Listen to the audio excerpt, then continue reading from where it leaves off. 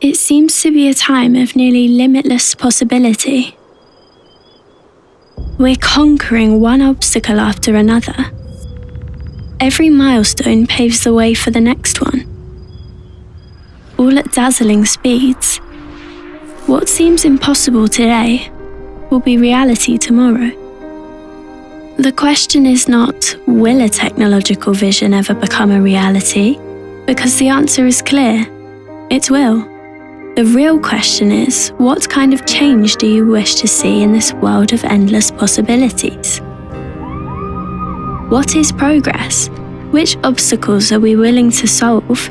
What vision do you prefer to make a reality? It's easy to see yourself riding the exponentially growing wave of technology. But who's in the lead in life?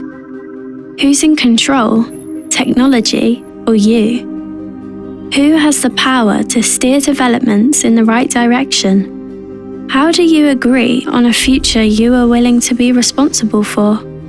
More than ever, the world needs pioneers, trailblazers, pathfinders, brave souls who dare to reach beyond the horizon, to explore the currently unknown. I'm not real.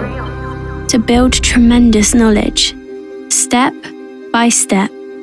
Go-getters that make the difference, stick their necks out and lead the way, never standing by indifferently letting others decide for them.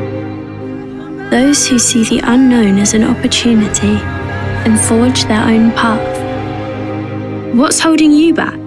What are you waiting for? If not you, who? If not now, when? We'll help you get started. Let's solve this together. Ready to be the change?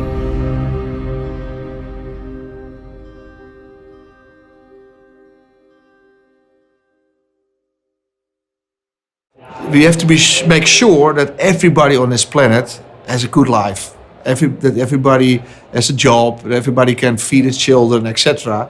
And that they're safe for their pension. That is an important one. In order to solve it, it's not only technology. You also have to make sure that it's equally distributed. What we have, the resources that we have, that everybody can have a nice life on this planet. Because if all these 10 billion people, and now we have 7 billion people, 2050 we have 10. If all these people right now would live like the average person here in Europe, then you need already 3.5 Earths just for resources, and for Americans even worse. So it's impossible. We cannot do this now. So we have to find new ways for energy, for food. The most exciting thing of the next decade is AI adoption. It will be everywhere. It works as a universal optimizer. It's like electricity, just improving every business, every industry, everything we do. With AI, you can literally get paid for saving the planet. We believe you can make the difference. You can be the change this world desperately needs.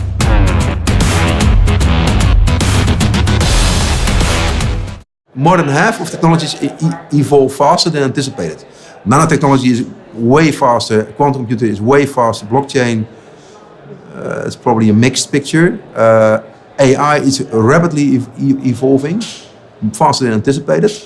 So deep learning, because if you have deep learning, for example, it's all based on the amount of data and GPUs, the processors and the algorithm itself, right? But the more data you put into it, the better it becomes.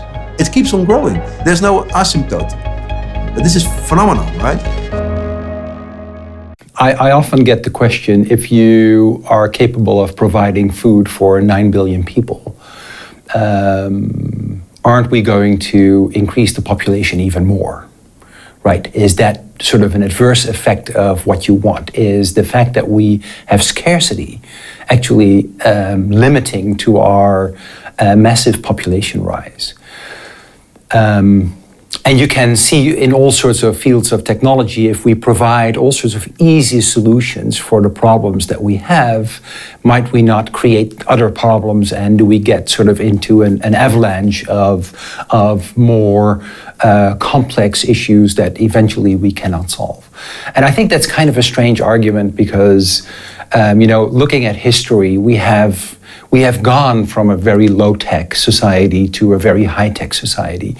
We have kept it so far reasonably under control. If you see what the amount of wealth that we have right now is compared to 10,000 years ago, it's tremendous. Yes, it may be true that in 20 years from now or 30 years from now, most of our work will be done by robots.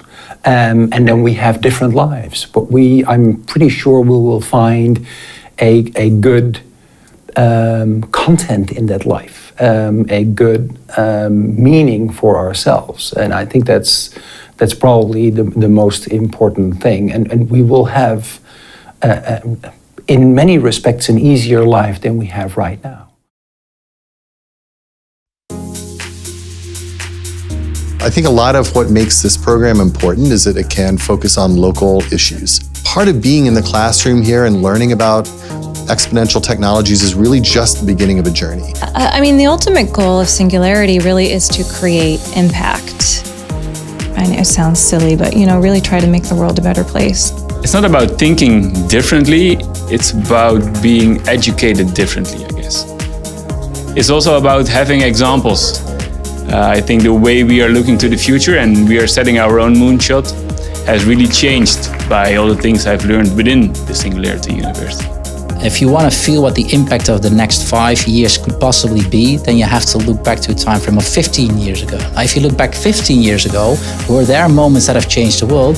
I think definitely there have been loads of those moments. You're blinded by the now. There's so many different angles to the program.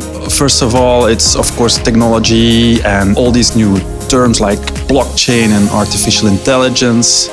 But what is less expected is when you evolve throughout the program, it becomes really personal as well. And that's amazing. That gives goosebumps. If you look at the psychology of humans, change is exciting, it interests us. But changing, that's like a barrier that people have to take.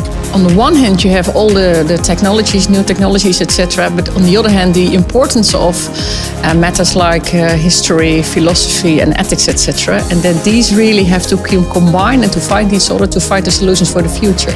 And I had not thought actually in that combination that really actually inspired me as well. Do you want to believe in it or do you don't want to believe it? And I choose to believe in things. And I think that's a change. This week at the Singularity University provided a lot of food for thought, but mostly for imagination. And it provided me with the opportunity to really think big.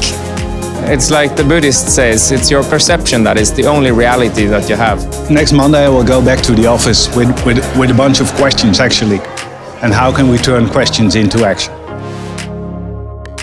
Did you know that that group of paralyzed patients that were given the exoskeletons and that device, the EEG, that read their brains?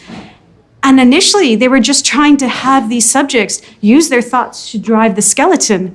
But in fact, when they took the skeletons away, some of the function was restored. Their brains, even with a severed spinal cord, had restored part of what was lost just by practicing.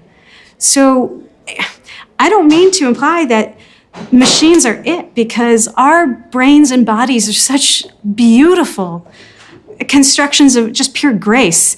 And when we can actually interact with them and enhance them with all the technology that we're developing, we can not only have this sort of exponential experience of machines, but this exponential sort of improvement in development of our own human selves.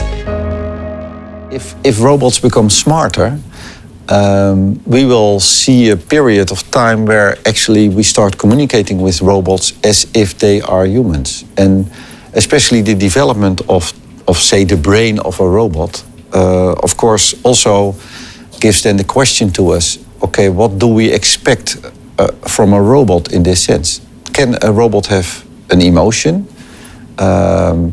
Do we accept a robot if he sort of emotionally is expressing things with us? So I think we have to rethink about these questions because they will pop up in the development of technology. Already today, 2/3 of the world population, 4 billion people, face water scarcity. This is increasingly becoming a reason for conflict. Here in the Netherlands, being surrounded by water, we take water for granted. We directly contribute to this problem by the food we eat, by the choices we make. Water should remain a source of life.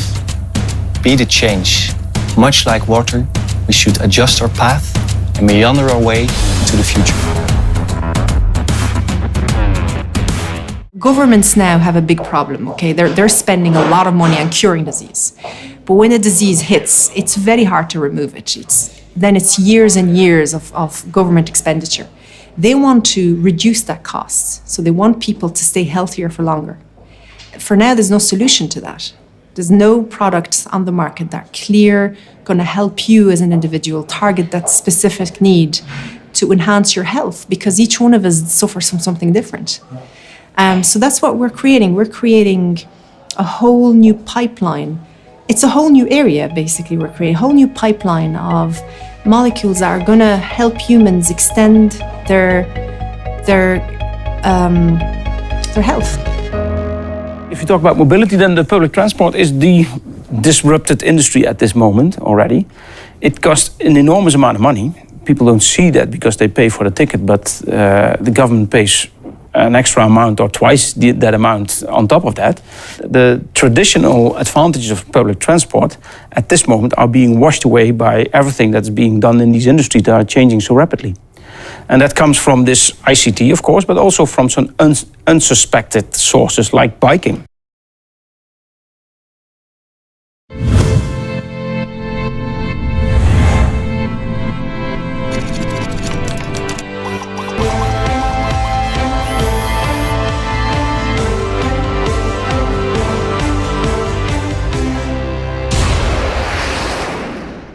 We live in a world of rapidly accelerating technologies: computation, artificial intelligence, robotics, augmented and virtual reality, digital manufacturing, genomics, biotechnology, sensors, networks, and nanotechnology. Each successive generation of technology provides the tools to create the next, with ever-improving outcomes. At Singularity University, we believe in the power of entrepreneurship and that virtually any problem can be solved. Further, that the world's biggest problems represent the world's biggest opportunities to positively impact the lives of 1 billion people. While the greatest universities on Earth offer deep technical knowledge in specific disciplines, Singularity University was founded with 3 primary purposes in mind. First, to educate individuals and organizations across the breadth of exponential technologies. Second, to empower visionary leaders with an abundance mindset. And third, to build communities that are creating solutions to humanity's greatest challenges. Because today's technologies afford individuals and small teams the ability to accomplish what was only once possible by the largest corporations and governments, we recognize that with such great power comes great responsibilities. Singularity University, therefore, also focuses on exploring and defining the ethical standards that will enable the world to realize the promise of accelerating technologies while avoiding the peril that invariably accompanies new technologies. We welcome to Singularity University all those who dare to make the world a better place and those who dare to shape the future of humanity.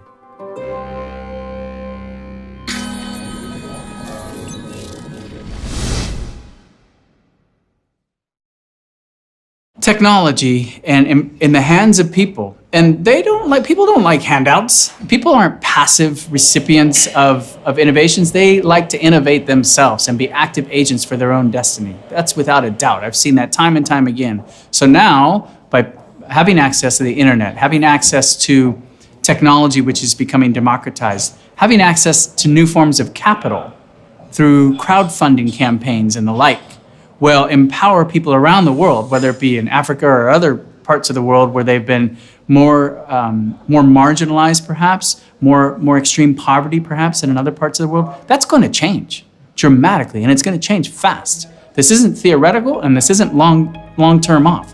We're talking a decade, maybe 2 decades away for radical transformation. And it can only point to good. So when we talk about blockchain, of course, it's all about how do we organize trust in our society. But blockchain in itself doesn't solve any problem. You will, we will. In a way, you are all block changers. Be that change. Well, early adopters who wanted to be clean and pass on a better world to their children are the ones who adopted solar and adopted electric vehicles. But now, just on the basis of economics, it doesn't matter if you're an environmentalist or not, when solar is the cheapest electricity, when electric vehicles are the cheapest way to drive and they can go hundreds of kilometers, it doesn't matter what your politics are, what your beliefs about climate change is, you're going to adopt that cheaper technology. From the medical field, we are capable of making tissues, and we realized, and other people have realized before us, quite frankly, that you could use this same technology to produce meat. And that's a very important target, because meat consumption is going to increase. And that threatens basically our food security, because we're going to feed a lot of animals food that we actually can eat ourselves.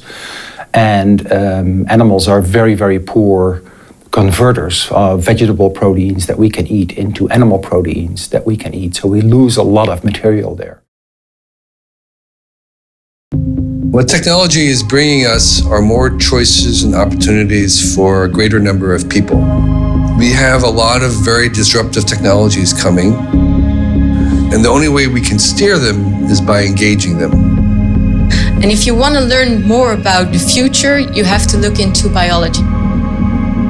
And since it's going to have such a big impact on our society, it's really important that this knowledge doesn't stay with the scientists, but that we invite the general public, ethicists, politicians, people from companies. Anybody who's in the business world, even consumers, citizens of our planet, if they're not aware of the technology that's just exploding, they're going to either be left behind or manipulated by it.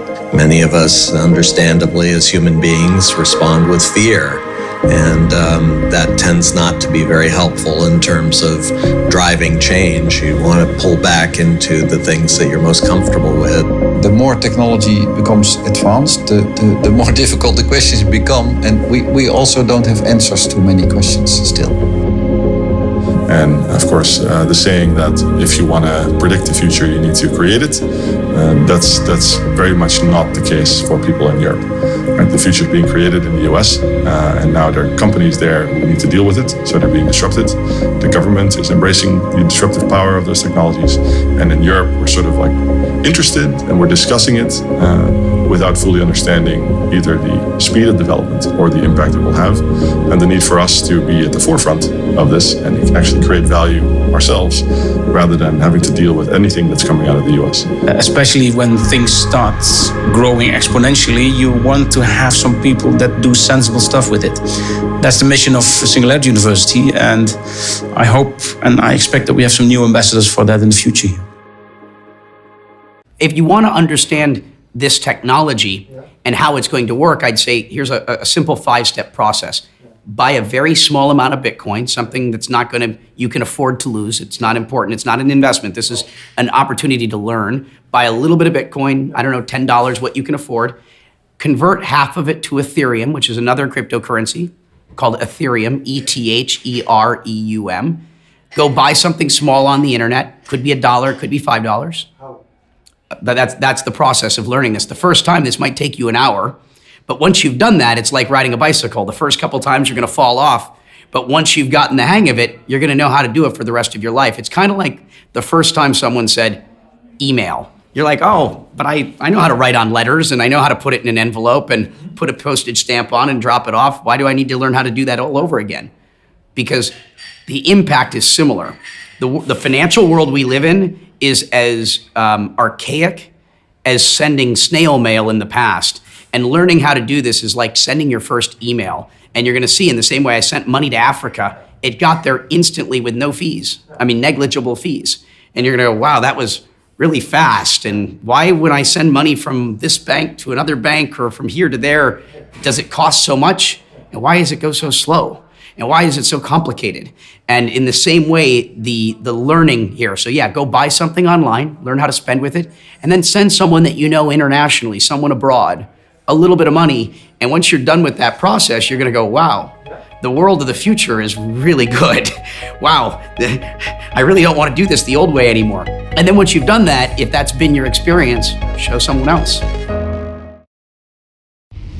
Did you know that quantum computers are going to revolutionize the way that we work and live? They'll be able to provide us new ways of looking at very tough problems.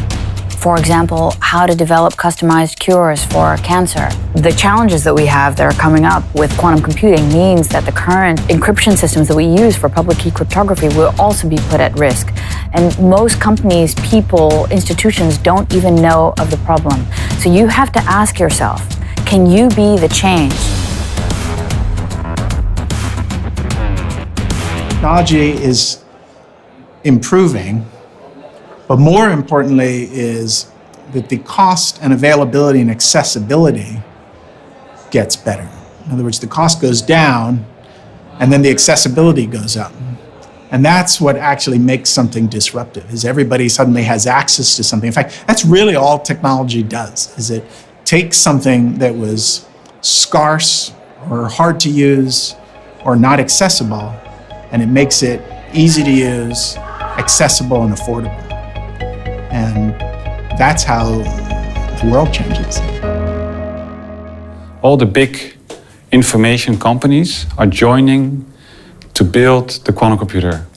So these are, you name them, Google, Microsoft, Intel, IBM, and all these big companies have started to invest, and invest actually rapidly. They invest more and more in developing the quantum computer. So it's difficult to say when it will be, when it will exist, but it's coming. The thing that's happening right now is that we are delocalizing healthcare. We can treat somebody in 100-mile distance. There is a suit from Tesla, by the way, not from Elon Musk, but a different Tesla company that is completely equipped with all kinds of sensors and motors. And a physiotherapist can give physiotherapy 100 miles away. If they can do that from Amsterdam to Nijmegen, they also can do that to sub-Saharan Africa, So the 5 billion people that are coming online over the course of the next years also have the opportunity to be treated or helped, and also the collective knowledge of those people will come online. One could only imagine what that would mean in terms of the progress of delivering better health in every spot in the rest of the world. What many people do not realize is that we can only fight wars over things that we can possess. And right now, most of the wars that are being fought in the world are being fought over oil and coal and gas. We can make wars in the world obsolete by making the shift to renewable resources, because nobody can own the sun, nobody can own the wind. Everybody can be, and everybody needs to be part of the solution that we're going to work towards to actually make wars obsolete. Blockchain is probably is a technology that will probably be coming to businesses more quickly than to consumers. So anybody can download a crypto wallet, digital wallet on your phone right now. There are companies like Bitpagos or BitSpark that integrate with emerging market cell phone payment systems. So more consumers are starting to use Bitcoin and have Bitcoin wallets. But really in the Netherlands, for example, it would be when at the moment that banks rolled out ATM machines and digital payments online. And so the regular banks will start rolling out crypto wallet applications at some moment. And that's when it would really go mainstream. I think we need to pay a lot of attention to how the public, how consumers are going to accept technology. Meat is something that has very different meanings in terms of social meanings. It's a product that we have been eating for 1.5 million years. And it comes from animals. We have a special relationship with these animals. It's somewhat strained because we kill so many animals for our meat, but we still have that special relationship. So there are a lot of aspects of it that are not only technological. And if you exchange that for something that is now completely technological in the minds of people, it's being made in a laboratory or in a factory, it's being made by people. Yes, you still use animal cells to produce it, but it's no longer, that animal no longer seems to be needed for this type of product. So in order to make that change in the minds of people, it will take time, and there will also be quite a lot of resistance. We could build a little thing that could control a giant thing. Can you imagine a world in which the deaf can hear? A world where we can give the terminally ill a perspective. A future even. A world in which we all grow older. Our food is healthier, feeding not just a few, but everyone, without exhausting our planet's resources. A world in which we have answers to problems now deemed unsolvable, where we can control the flow of water, harness the devastating force of hurricanes to come, and where we can sleep safely behind our dikes and dams. A world in which roads are less hazardous, where education is greatly enhanced and made accessible to all human beings. We can make the world so much better, healthier, safer, more friendly even. We are at the verge of a new beginning, a time of virtually limitless possibility. Developments in technology will snowball in all directions and all dimensions. One milestone after another is reached at dazzling speeds. What seems unthinkable today may well be real tomorrow. The question is not whether this vision will ever become reality. The answer is simple. It will. That's for certain. The real question is, can you imagine it? Can you see yourself catching this exponentially growing wave of new technology and riding it straight into the future?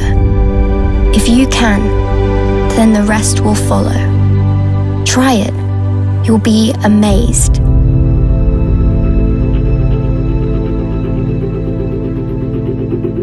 Every measurement of the progress of humanity shows that everything has gotten better. Our lifespan, the fewer people dying from wars, the cost of electricity, the cost of transportation, everything about our lives for humanity has gotten dramatically better, even in the last 20 and 50 years. But because we're living in this world where we're bombarded with these images of the localized things that are happening, and our brains are physically wired to look for scary stuff, right? We evolved as a species with this thing in our brain called the amygdala, which effectively works really well because 100,000 years ago, if there was a bush rustling and you ran away, you probably survived. But if you went to investigate and it was a lion, you were eaten and you were wiped out of the gene pool, right? So our brains are hardwired to look for scary, bad stuff. That's what we're always focused on. And so in a world where that's how our brains are wired, we focus and are more attracted to those scary stories than on a positive, optimistic one, right? And so we talk about Brexit and Trump as obvious examples of things today, of scary things, because we're not sure what's happening in the world. There's so much change that we can't make sense of it. We don't have anyone making a clear articulation of a long-term future where all these breakthrough technologies could be taking us. What we'd like to call a future of abundance that we could be creating. And so if you don't have a vision of this future of abundance that could be very positive and exciting, you're very anxious and scared about your job, about what's happening in society, and so you look for something stable. You look for something secure, so you look for something from the past. And even if it's not good for you, you cling to that, right? Because it's known.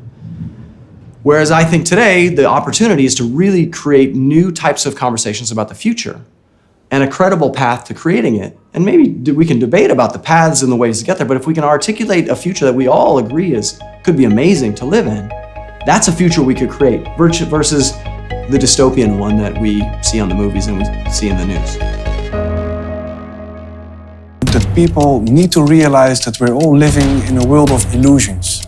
Illusions created by your own brain. How people describe the way they make their decisions is completely different from the mechanisms that we see operating in the brain. And these decisions shape who you are as a human being. But by understanding the subconscious processes occurring at these critical moments, by understanding this new discipline, you can make different changes. And you can be the change. The lack of our knowledge of how the potential of food and how food at the molecular level interacts with the human body is the problem. It's the fundamental problem that we have with our knowledge about our health, about what we're eating. It's all about, you know, this shake is good for you, this food here is good for you, but maybe not. We read here with some other nutritionist told us this, but it's all, nothing is clear cut, nothing is, and it's really down to our lack of understanding of food. I think in due time, we will have less need for jobs being done by people because we will have machines who can do a lot of things for us. That means that we will have more spare time. And we have to think about how can we actually use that time in a useful way for each other and for the grand challenges we face. So overall, technology has always two sides, and we have to discuss all sides to make sure that we actually really solve those grand global challenges. What if the most valuable idea in your organization was not your organization? What if the most valuable idea in your organization had nothing to do with the organization that you currently have? All right, here's the deal. How many of you think of your own companies as super cool, fast, and innovative? How long do you need to transition to a quantum-safe strategy? What if the most important thing you do was the thing you were worst at? We need a new way of organizing trust. And this is where the blockchain comes in. Our digital data is doubling almost every 2 years, but our storage capacity is not keeping up with that speed. We can store the whole world's information in just 1 kilogram of DNA. I believe that through development, through gaining knowledge, through science, through trying and trying and trying, and failing and failing and failing, until that one last time you look around and you go like, hey, I didn't fail that last time. You're actually turning your dreams into possibilities. The future is going to be like the past, and that's true for innovation, but it's definitely not true for disruption. The brave may not live forever. The cautious do not live at all.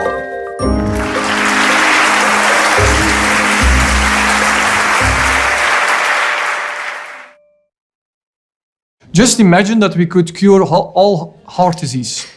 Then still, if we would live in a world where people don't die anymore of a heart attack or heart disease in general, still lifespan would only increase with 2.8 years.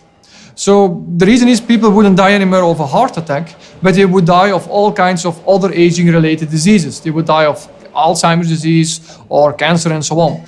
So therefore, it's so important to really target aging itself, because then you can really substantially improve health of people, extend healthy lifespan, improve lifespan in general, and drastically reduce healthcare costs. And that's very important because people are getting older and older. But they are living longer, but they are longer unhealthy. We see now that people are becoming unhealthy when they are in their 40s. They become chronically ill in the sense they have increased blood pressure or dysregulated blood sugar levels already in their 40s. 25 years ago, people became, in fact, chronically ill 10 years later when they were in their 50s. So we live longer, but we are more sick, in fact. Nature has been able to organize itself on a micro scale in such a smart and efficient manner But even if you would not be very interested in any of those biological technologies, I think it could be very useful for organizations to tap into that knowledge and apply it to their own situation. There's definitely a time where we can stop innovating, and I think that time is when we don't have any suffering humans in the universe. The whole concept behind innovation is that you're improving the circumstances of a person or a group of people. And innovation is the only way that we know that does that on any kind of a scale. So the innovation is a necessity for our desire to improve the world. The practicalities of culturing meat, for instance, dictate that you start with high-end, sort of fashionable type of products in high-end restaurants, which seems very counterintuitive to the larger goal that we have to feed basically the mass of people in India and China. You can feel it. We are on the verge of a new era, an era of nearly endless possibilities, some terrifying, others miraculous. Technology amplifies and accelerates it all. What is unthinkable today will be a fact tomorrow. How will you deal with this infinite dynamic? Where does freedom end and responsibility begin? Where do you draw the line? Which morality and what values? What will you choose? Will we stand by to see what others do? Will we let comfort make us complacent until we mindlessly accept it all? Without vision, without ideals? Will we aimlessly travel the waves of time only to make empty promises? Or do we have the courage to meet the future head-on, sharply conscious and convinced of our ability to make a difference? Will you pick up the gauntlet that this time has thrown at your feet? Will you explore technologies to create a better world? Are you the brave pioneer who energetically treads the road less travelled? Dare to guide with imagination and vision. Dare to listen, learn, and lead with wisdom. Optimistically and openly explore the unknown. Trust in solidarity and empathy. Indifference has always existed, and yet great influencers always find ways to make a difference. This is your moment to make a stand. It starts with a flutter, a single heartbeat. Just one human being with a vision, a dream. Nobody else can do this with grit and perseverance, believing in a better world. Not for a few, but for many. The key to that better world is you, and the many others like you, coming together as one. One force, one vision, one mission. Be the change. I think it's very important for people to become science and math literate, even if they're adults. I think it's very important for children, especially, to be schooled in not just using science and being taught the facts of science, but being taught how to use scientific thinking, scientific reasoning, how to think statistically, how to ask new questions, frame new questions, to think creatively and non-linearly. Those are amazing skills that help people become better problem solvers. So every day you have to ask yourself, is this the world that I want to live in? And if the answer is no, then the real question is, what's stopping you to change it? Now, what we don't have is the luxury to wait for Superman or Batman and come and rescue us. We are the ones that we've been waiting for, and this generation will lead the change. But I like the example about New York. People were worrying about transportation in New York 200 years ago because they didn't know what to do with all the horse shit. because everything was with horses and the streets were filling up until the car came. So then you had other problems, but there will be some different things that we cannot even imagine that makes, you can get new problems, but you can solve the old ones. Even the biggest computer that I think at the moment the biggest supercomputer is somewhere in China, cannot calculate the properties of a small-sized molecule. So it cannot predict what these molecules do to you, for instance, as a medicine or in food or what have you. So if you have some kind of illness and you want to have a medicine, some chemicals to help treating this illness, then you just try. But there's no computing system that can actually help you to predict which pill will work for you.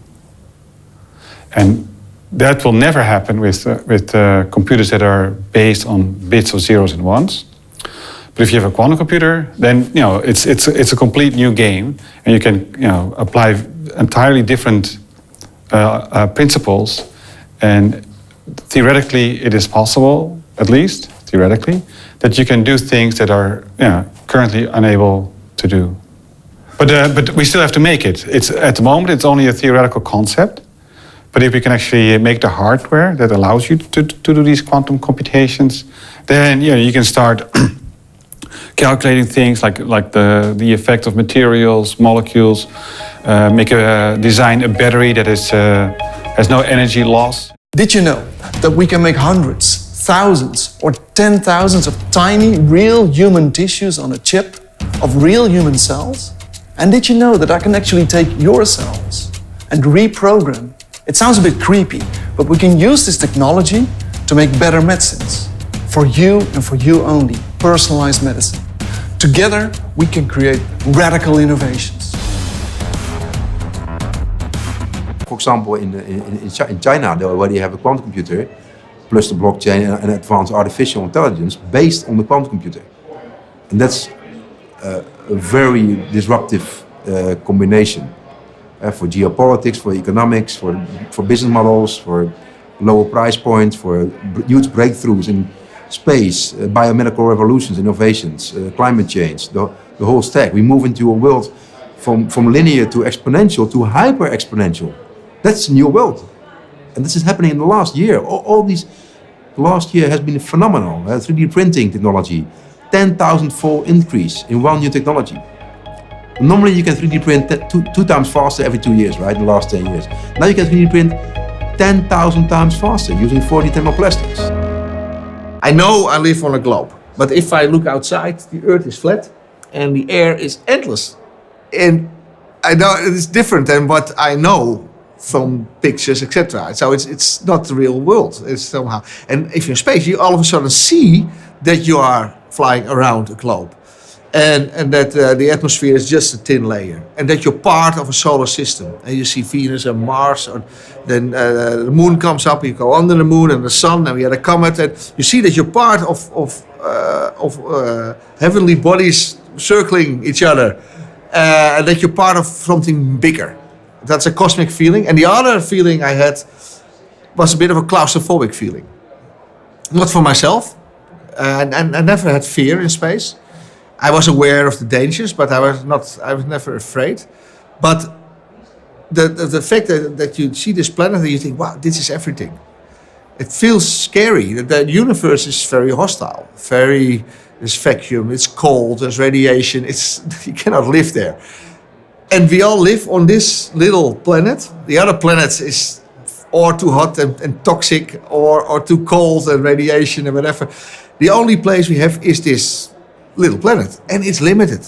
Limited resources, limited air, limited water, limited food, etc. And that is, so you feel claustrophobic, as if the precious Earth is locked up in a dangerous universe. We cannot get off. You can get off in a tin can and do your thing, but you cannot live there really for the whole humanity. So we have to do it with this, and that feels strange. It feels claustrophobic. Oh yeah, blockchain. It's a funny word. It's a little bit of a nerdy word, but blockchain just refers to a new kind of technology that we have in the world. It's a new kind of internet technology, and it allows us to transfer money and property around on the internet. So far with the internet, we've been transferring information. I can easily send you a file of music or a document. We've been transferring information. And so now we're starting to enter a whole new era with the internet where we can transfer property and money and even contracts, legal contracts. And this, the way that we're doing this is with a technology called blockchain. And it's a cryptographic technology that ensures that, for example, with money, it can only be spent once. So when I send you a document, you can make as many copies of it as you would like on your hard drive. But with money, we want it only spent once because otherwise it would lose value. And so there's a cryptographic ledger on the internet, that's the blockchain. And this kind of technology checks and only moves wallet balances around one time, so money can only be spent once. I talked about Uberification. We might also get Spotification, so that you don't have to own a car in order to use it. But for somehow you have to have, in some way you have to have guaranteed mobility. It's not that you want to wait for your car to come. If that's being taken care of, some services, that you're quite sure that you don't have to wait for a car, then people might put some more distance to their ownership of a car. So ownership might make room for a guaranteed mobility, but you have to have a service that you have guaranteed mobility. You don't have to want to wait for your car or whatsoever. Lifting people out of poverty means more people to enter the global innovation space, more people to enter the global economy, a variety of innovations coming around the world that we can benefit from. I mean, for one example, in Kenya, they use something called M-Pesa to transfer money. Well, in the United States, I couldn't do that before Kenya could do it. So they innovated there, and we learned from them. So the more this happens around the world is flat when it comes to innovation, as long as people have access to the technology and access to the web. The world is flat. Each one of us has the same capacity for innovation and creativity. And this is the great awakening of humanity that we're going to watch in the next decade. We see a leapfrogging starting already. In Africa, for instance, sunlight is abundant. Solar is now often the cheapest source of energy. And so African countries where 1 billion people don't have electricity are leapfrogging the traditional grid. They will build a grid, but they'll build a grid that starts in villages and spreads out before it hits the cities, a different way than we've done it in the West, in the way that mobile phones in Africa leapfrogged beyond landlines. That's what we see.